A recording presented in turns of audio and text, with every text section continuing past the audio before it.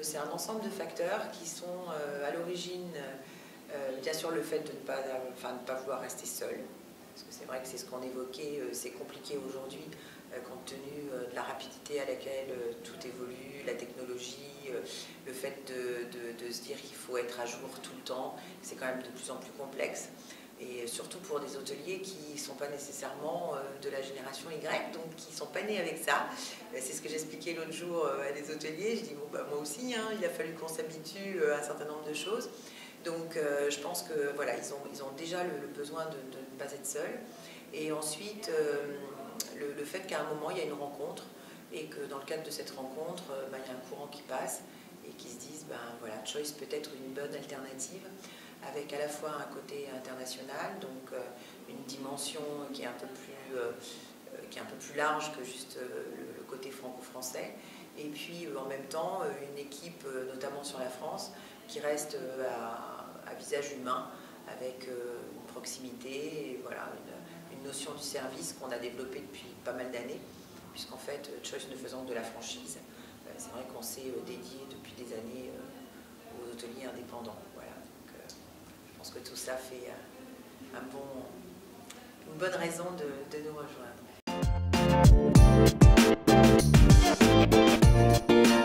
Le défi du digital en est un. C'est vrai qu'on se rend compte que quand je parlais tout à l'heure, par exemple, de tout un écosystème qui était autour du digital, c'est vrai qu'en fait, on a du mal à appréhender aujourd'hui comment un client arrive sur un hôtel, en fait, tout son parcours. C'est vrai qu'on a l'impression que c'est très facile d'aller sur Internet et de réserver. Et en fait, on se rend compte, et moi j'ai été surprise quand les premières analyses nous l'ont donné, qu'en fait, en termes de durée moyenne avant que au moment des premières recherches et par rapport à l'instant de la réservation, on a systématiquement une moyenne de 1 mois à peu près. Et ça me semble effectivement très très long par rapport à ce qu'on imagine.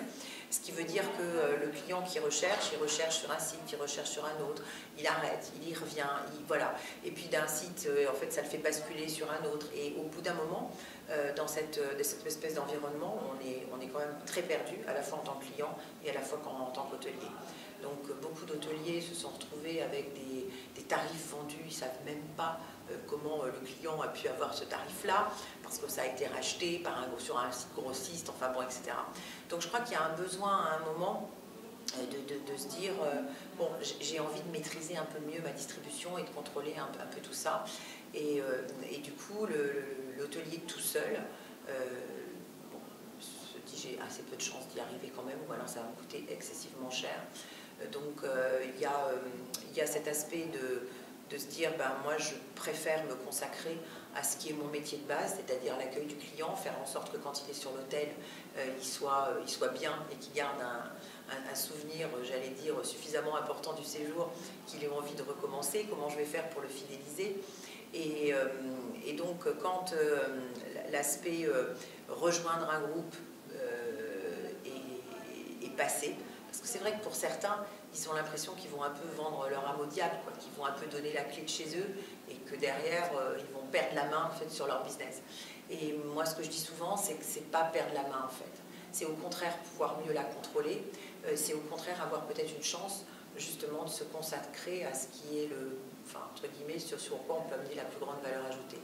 Donc moi, mon idée un peu dans le futur, c'est de se dire qu'en tant que franchiseur, on aura vocation à s'occuper de tout ce qui est technologie, de tout ce qui est distribution, de fournir un certain nombre de services pour que l'hôtelier, lui, ait la possibilité d'avoir un peu plus de temps à consacrer à l'aspect opérationnel et à l'hôtel.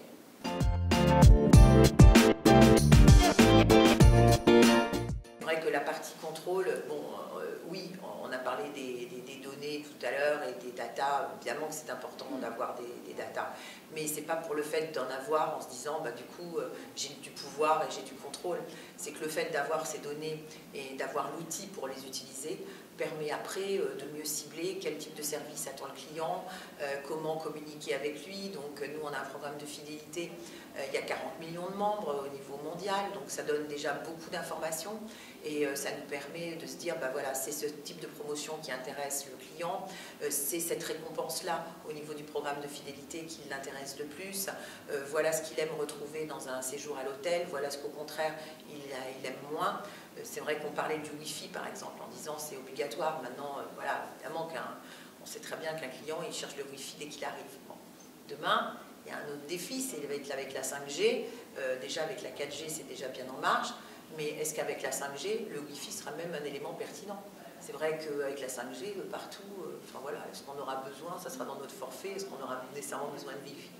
Donc il y a toute cette évolution qui va beaucoup plus vite qu'on ne l'imagine, qui fait que quand on est rattaché à une structure, bah, au lieu de se dire qu'on perd en fait quelque chose, au contraire, ce qui se divise quelque part a au contraire tendance à se multiplier en fait. Voilà. C'est-à-dire qu'on partage de l'information, on partage des données, mais ça va nous revenir en tant qu'hôtelier d'une autre manière et finalement d'une manière beaucoup plus pertinente que si on était tout seul à devoir financer, suivre, enfin voilà. Donc, on a, et je parlais aussi tout à l'heure du risque de cannibalisation.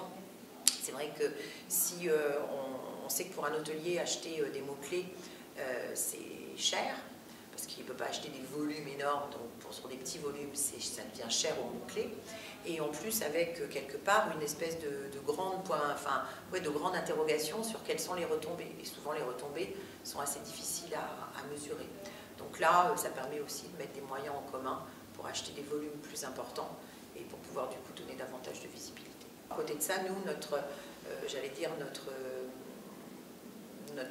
mode de fonctionnement depuis le début, c'est de laisser quand même aussi beaucoup d'autonomie à l'hôtelier sur sa manière de gérer, sur sa décoration, son aménagement. Enfin voilà, on n'a pas un concept qui fait que voilà, on est obligé d'avoir, comme je dis souvent, de la moquette verte et des murs roses, quoi. Voilà, chacun fait absolument ce qu'il veut. Dans le super moderne, dans le plus classique, dans le plus charming ou pas. Enfin voilà, donc ça laisse quand même une belle marge de manœuvre de ce côté-là.